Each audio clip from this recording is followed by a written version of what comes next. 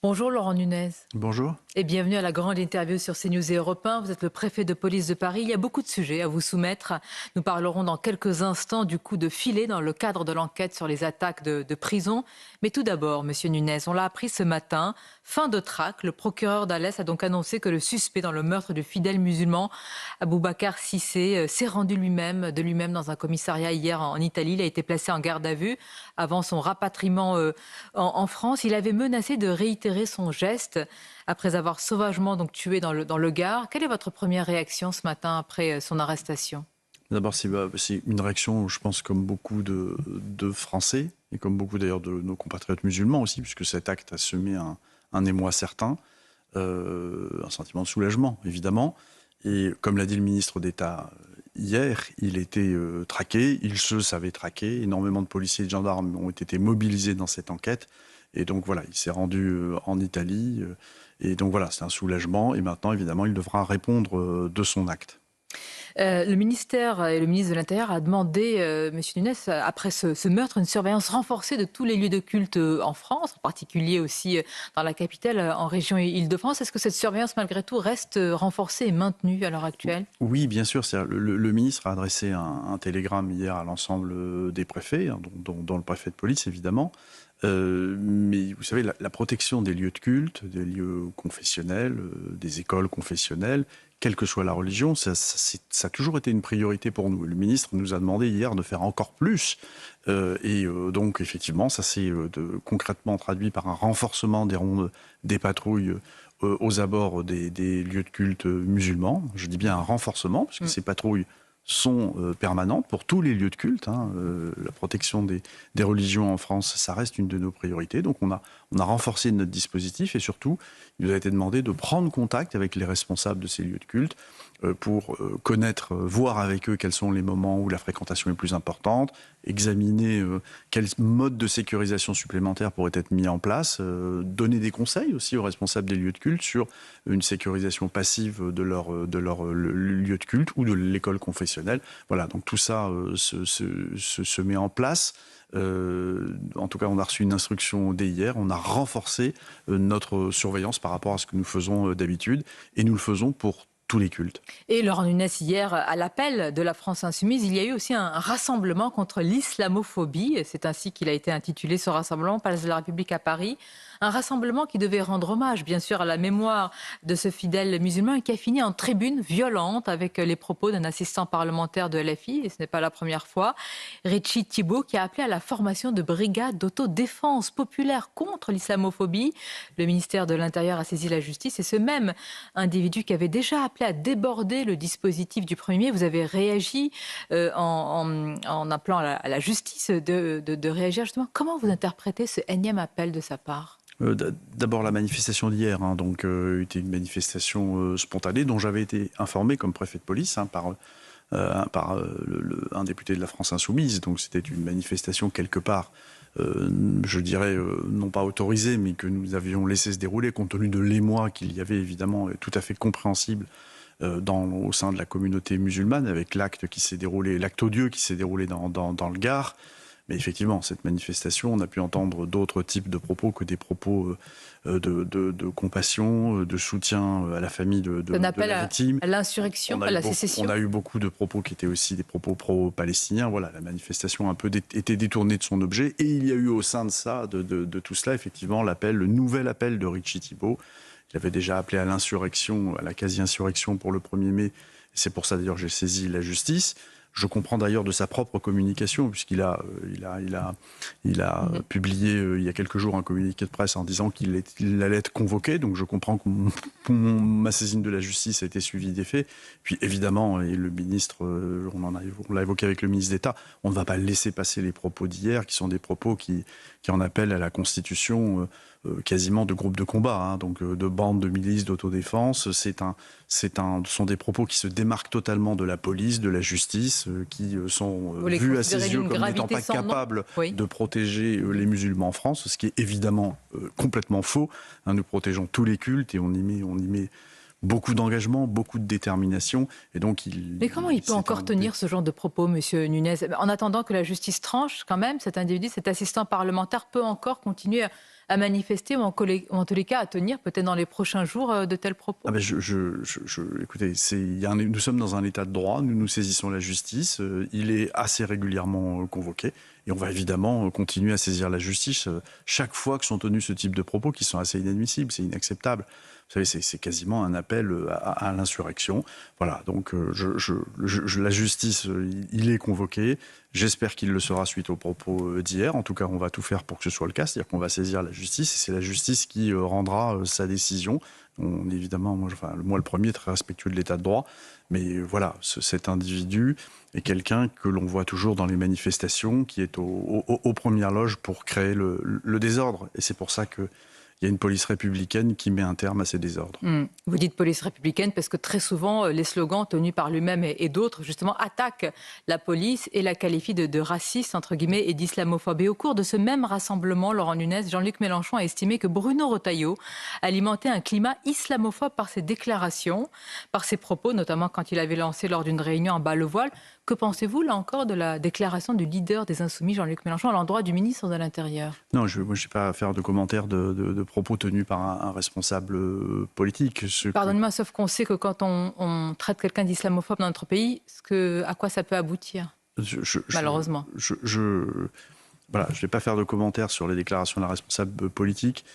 Force est de constater que chaque fois que le gouvernement français a engagé des actions pour lutter contre, évidemment, le terrorisme d'abord, puis le séparatisme ensuite, avec la loi 2021 confortant les principes de la République, avec la nouvelle action que veut engager le ministre d'État sur l'entrisme, c'est-à-dire une autre forme d'infiltration de la société pour faire en sorte que finalement une loi religieuse s'impose sur la loi de la République. Donc l'entrisme, qui est une façon de manière insidieuse de porter une loi religieuse au sein de la société. Chaque fois qu'on veut s'attaquer à ce type de séparatisme qui concerne une minorité, une extrême minorité de la communauté musulmane. Jean-Luc Mélenchon sciemment confond musulmans et islamistes. On essaie de brouiller les cartes. Monsieur Mélenchon confond sciemment musulmans et islamistes? Lui, je ne sais pas. En tout cas, quand il traite le ministre d'État, ministre de l'Intérieur d'islamophobe, quand il traite le gouvernement français d'islamophobe, c'est pour combattre l'action que nous menons contre une forme d'intégrisme, de séparatisme. Et donc il y a une espèce de confusion qui s'installe et qui laisse à penser que l'action qui est menée, finalement, elle est menée contre les musulmans. Et c'est, je pense, ce que ce message veut propager. J'entends très bien vos propos et j'entends aussi que vous les mesurez. C'est tout à fait normal. Est-ce que vous êtes inquiet aujourd'hui avec des propos de cette nature, qu'il y ait des réactions des plus jeunes notamment, de nos compatriotes musulmans? Ces propos sont inquiétants parce qu'ils divisent finalement. Ils divisent notre communauté nationale. Et la communauté nationale, elle comporte tous les Français, quelle que soit leur confession, quelle que soit leur religion, quelle que soit leur philosophie, quelle que soit...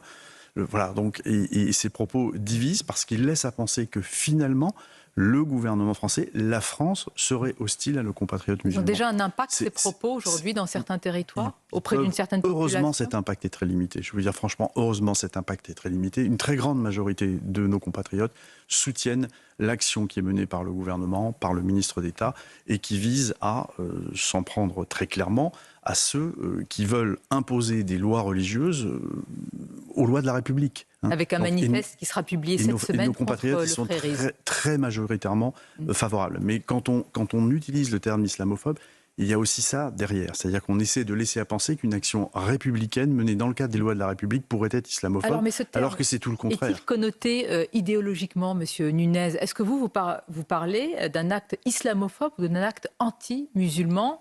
C'est la piste privilégiée par rapport à ce fidèle qui a été tué avec une sauvagerie inouïe. C'est un acte anti-musulman, c'est évident. Mais au ministère de l'Intérieur, c'est toujours le terme qu'on utilise. C'est un acte anti-chrétien, anti-musulman, voilà. Donc c'est toujours le terme qu'on utilise. Et compte tenu de ce que je viens de dire sur l'utilisation du mot islamophobe, vous comprenez qu'on préfère très clairement parler d'acte anti-musulman. Mais c'est un acte odieux, très grave. Ça n'enlève rien à la gravité de l'acte. Que les choses soient claires. Rien. Voyons vraiment le climat dans lequel nous sommes, Monsieur le Préfet, parce qu'un rassemblement, il y a un appel à l'insurrection, un rassemblement où un député également, Jérôme Guedj, est contraint de quitter la place sous les cris de PS sionistes. Et il est contraint de quitter aussi le rassemblement parce qu'il est de confession juive, disons-le clairement. Ça ressemble à quoi, un tel rassemblement en France aujourd'hui? Et s'il y avait une demande d'un autre rassemblement, peut-être lors des funérailles de ce fidèle musulman, est-ce que vous donneriez l'autorisation? Alors d'abord, on n'a pas à autoriser ou pas un rassemblement, une manifestation, elle est déclarée et on peut l'interdire quand il y a des risques de troubles à l'ordre public. C'était ma question. Les comptes, hier, il n'y a pas eu de violence, il n'y a pas eu de trouble à l'ordre public, il y a eu des propos qui tombent sous le coup de la loi pénale, ce qui, dans certaines circonstances, peut permettre à un préfet d'interdire une manifestation, évidemment. Maintenant, ce qu'on a constaté hier, je constate comme préfet de police, parce que je suis aussi responsable, et surtout de l'ordre public dans la capitale, ce que je constate, c'est que ce rassemblement, qui est un rassemblement d'hommage, il y a un certain nombre de propos qui ont été tenus qui tombent sous le coup de la loi pénale, et il y a un certain nombre de personnes qui en ont été exclues. Vous avez cité un parlementaire. Le Parti socialiste a été plutôt critiqué de ce il m'a été rapporté, de ce qui a été entendu sur cette manifestation. Voilà, ça a été la critique est une chose. Contraindre un parlementaire ainsi de quitter un rassemblement avec ces cris-là est autre chose. Oui, c'est inacceptable, c'est inadmissible. Sur un rassemblement qui se veut, une manifestation qui se veut une manifestation de rassemblement et d'hommage, oui, c'est assez inadmissible, évidemment. Mais nous approchons de la date du 1er mai, ce sera jeudi. Est-ce que vous craignez un climat éruptif, d'abord d'un point de vue social, mais aussi dans un contexte politique, je veux dire, comme celui-ci? Et de quelles informations, monsieur le préfet, vous disposez? Le 1er mai, c'est le rassemblement des syndicats, des organisations syndicales. Vous avez raison de le rappeler. Ouais. Traditionnel. Et évidemment, comme à chaque 1er mai, on aura probablement des fauteurs de troubles qui viennent devant le cortège des syndicats, qui essaient de créer des incidents, de provoquer les forces de l'ordre, de casser des vitrines. En nombre, vous savez déjà? Systématiquement, non. Vous appréhendez généralement un nombre de centaines de Black Blocs, c'est bien ça? On aura probablement quelques dizaines de milliers de personnes qui manifesteront pour le 1er mai, sur déclaration des syndicats, et probablement que nous aurons des perturbateurs. Nous interviendrons, comme nous le faisons à chaque fois. Perturbateur veut dire casseur aujourd'hui. C'est ce que me demande de faire le ministre d'État, de faire en sorte que la liberté d'expression l'emporte, que les syndicats puissent défiler normalement. C'est ce qui s'est passé pour chaque 1er mai ces dernières années. Il y a parfois des incidents, mais il y a toujours une réponse évidemment proportionnée des forces de l'ordre, et ça sera le cas le 1er mai. Et d'ailleurs, je mets en garde tous les agitateurs, puisque M. Ricci-Thibault évoque déjà le 1er mai. Déborder le dispositif. Il est toujours aux premières loges d'ailleurs, il est toujours aux premières loges, à l'avant du cortège, on le voit avec d'autres groupuscules. Je les mets en garde, on sera présent. Donc il n'y aura pas de débordement le 1er mai. S'il devait y en avoir, nous interviendrons. On se rend compte de la tâche délicate qui est la vôtre, monsieur le préfet, comme celle d'ailleurs de tous les policiers, et j'inclus nos agents pénitentiaires, puisqu'on l'a appris ce matin. C'est une vaste opération, plus d'une vingtaine d'interpellations en région parisienne, mais aussi dans le reste de la France. Après, je le rappelle, des attaques contre nos prisons, des menaces contre les agents pénitentiaires. Est-ce que là, on peut dire enfin, parce qu'il y a eu beaucoup de questions quand même sur ce qui s'est passé, que c'est une enquête qui est en train de s'accélérer, peut-être même d'aboutir? Oui, alors c'est le procureur national antiterroriste qui communiquera, puisque c'est une action qu'il dirige, des investigations qu'il dirige. Effectivement, il y a des investigations qui ont été menées dans tout le pays. Le ministre d'État l'avait dit, on les retrouvera. Voilà, je comprends qu'on en a retrouvé une grande partie. Les services de la préfecture de police pour la partie qui leur incombe, puisque vous savez, en fait, le PNAT il coordonne l'ensemble des services judiciaires sur tout le territoire, la DGSI, les services de police judiciaire, ceux de la préfecture de police en termes judiciaires.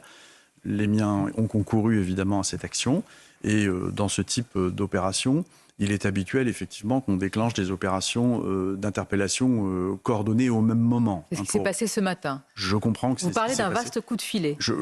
Écoutez, c'est le procureur national antiterroriste qui le dira. Ce que je veux évidemment, c'est vous redire que le ministre d'État l'avait dit et ça a été fait.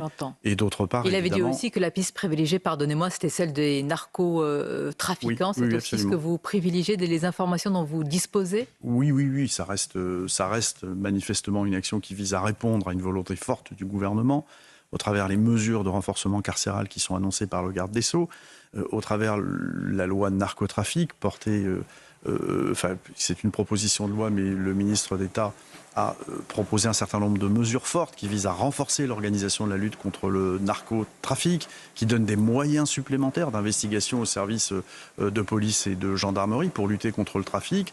on voit bien que ça dérange et on voit bien que cette action se voulait être une forme de réponse à la détermination du gouvernement. Et ce qu'on constate, c'est que voilà, ce matin, donc manifestement, il y a eu des interpellations. Je suppose que les investigations vont se poursuivre. Et ces nouvelles mesures dérangent. On est très performant contre le narcotrafic, mais il faut faire encore plus. Et voilà, ces nouvelles mesures dérangent et c'est la réaction. Voilà, moi, c'est une interprétation personnelle. Hein. Le PNAT qualifiera ensuite cette action, mais beaucoup au ministère de l'Intérieur, dont moi, y voyons la main du narcotrafic. Laurent Nunez, une dernière question pour conclure. On a quand même commencé cet entretien par un meurtre d'une sauvagerie incroyable. Nous avons parlé également de ce coup de filet. Quand même, ce sont des attaques lourdes contre nos prisons, les agents pénitentiaires. On aurait pu également évoquer le climat lourd dans les écoles après cette attaque au couteau à Nantes. Comment faire pour que la prophétie de l'ancien ministre, paix à son âme, Gérard Collomb, ne se réalise pas, pour qu'on ne vive pas bien face à face alors que nous étions côte à côte? Comment faire? C'est d'abord une réponse qui est la réponse du ministère de l'Intérieur, du ministre d'État, des policiers, des gendarmes partout dans ce pays. C'est ne rien laisser passer, ne rien lâcher, ne jamais céder. Et on ne cède pas un pouce de terrain au narcotrafic, on ne cède pas un pouce de terrain à la délinquance. Le ministre a présenté son bilan à 6 mois.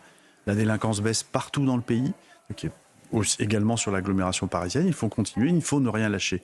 Et puis, par ailleurs, il faut que chacun prenne sa part de responsabilité. Nous, au ministère de l'Intérieur, on fait la nôtre. On lutte contre les trafics, on interpelle des personnes.